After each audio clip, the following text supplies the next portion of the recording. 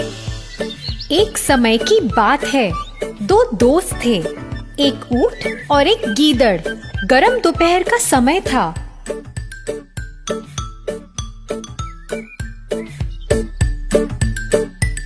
जब दोनों एक तरबूज के खेत से जा रहे थे।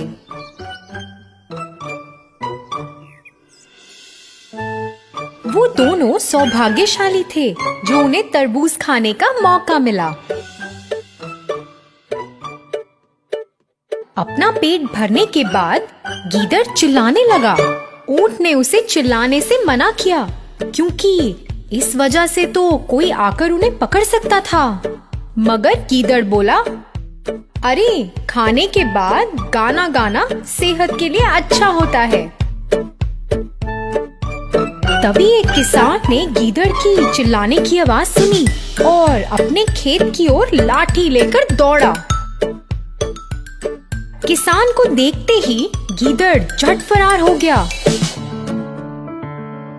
किसान गीदड़ को पकड़ ना पाया तो उसने जोर से ऊंट को लाठी से मारा। एक दिन बीता और गीदड़ और ऊंट साथ में टहल रहे थे। ऊंट को तालाब में तैरने जाना था तो उसने गीदड़ को उसकी सवारी करने का प्रस्ताव रखा।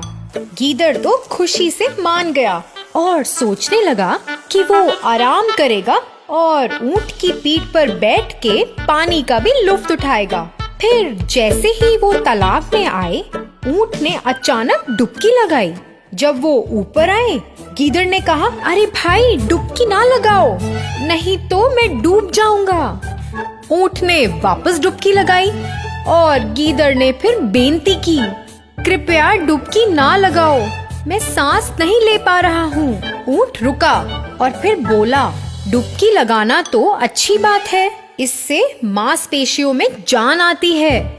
ऐसा बोलकर उसने फिर से एक डुबकी लगाई और गीदड़ बेचारा हांफता ही रहा।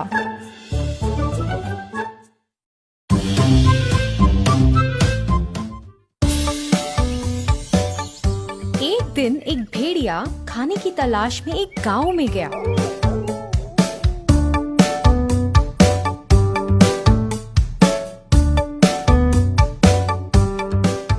वहां वो एक घर के अंदर घुसा। फिर वो घर के अंदर एक आदमी को देख के डर गया और अपनी जान बचाने के लिए भागा। भागते हुए उसे एक खिड़की दिखी और उससे बाहर कूद गया। वो एक नीले रंग से भरी बाल्टी में जा गिरा और उसका सारा शरीर नीला हो गया। फिर उसने देखा कि वहाँ कोई नहीं है और झट से जंगल में वापस भाग गया। अगले दिन सारे जानवर उसे देख के हैरान रह गए।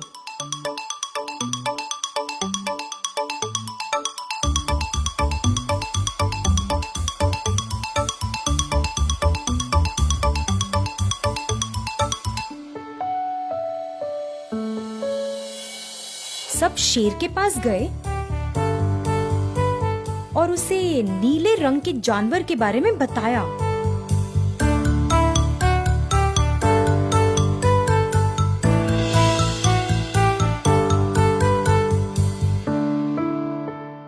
सब उस भेड़िए के पास गए और पूछा, अरे तुम कौन हो? तुम कहाँ से आए हो?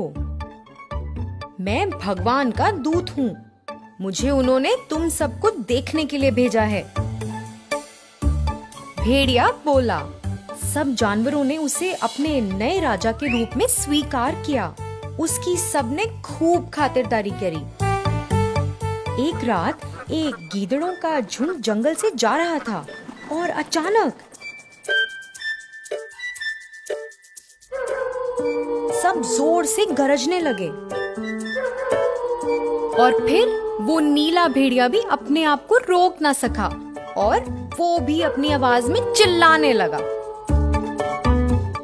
सब जानवर जो उसकी गुफा के बाहर पहरा दे रहे थे समझ गए कि वो एक आम भेड़िया है और भगवान का कोई दूत नहीं है। सब जानवरों ने उस नीले भेड़िए को घेर लिया और उसकी पिटाई कर भगा दिया।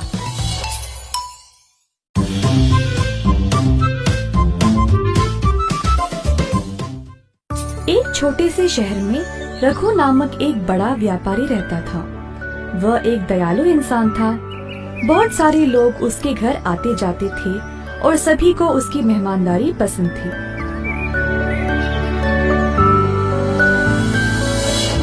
लेकिन एक दिन उसने अपना धन एक व्यापार में लगाया जिसका नुकसान हो गया, जिसकी वजह से रघु ने अपना सारा धन दौलत खो दिया। उस दिन से कोई उसके पास नहीं जाता था। रघु को बहुत अकेला लगने लगा।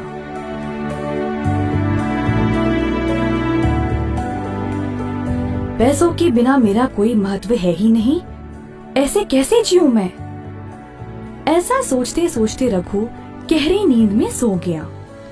उसने तब एक बहुत अच्छा सपना देखा। सपने में एक साधु ने उससे बोला, ओ रघु, तुम बहुत ही अच्छे इंसान हो। मैं तुम्हारी सहायता करूंगा। कल मैं तुम्हारे घर आऊंगा। फिर मेरे सिर को तुम एक लकड़ी से छूना और मैं सोने में बदल जाऊंगा। उस सोने का उपयोग करके अपनी परेशानियों से निकल जाओ।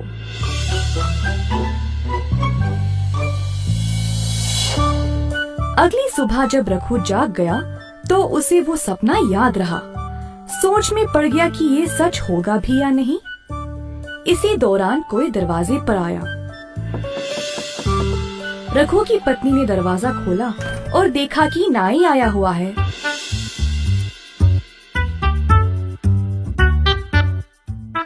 नाई अपने काम पे लग गया और रघु निराश होकर बैठा रहा। फिर से किसी ने दरवाजा खटखटाया।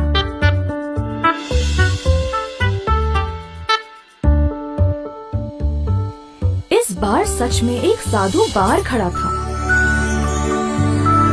रघु साधु को देखकर आश्चर्य रह गया।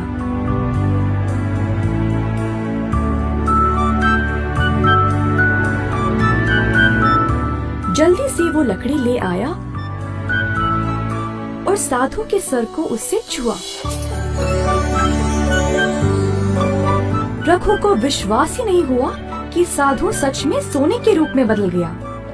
नाई भी ये देखकर अचरज रह गया।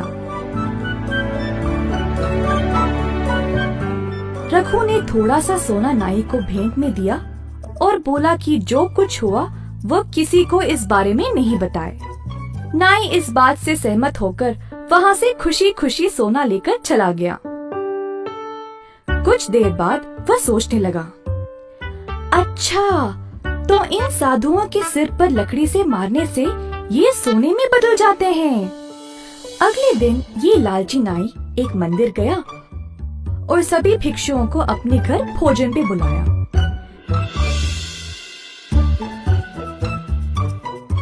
जब साधु उसके घर पहुँचे तो नाई ने सबको एक कमरे में बंद कर दिया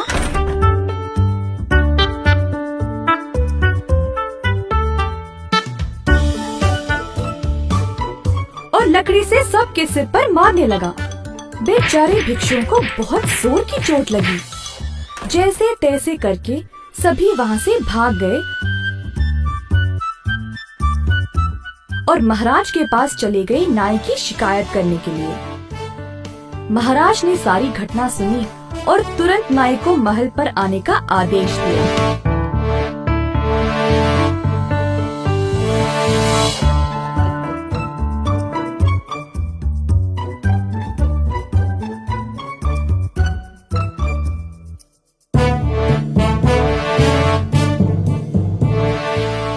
तुमने इन भिक्षुओं को क्यों मारा?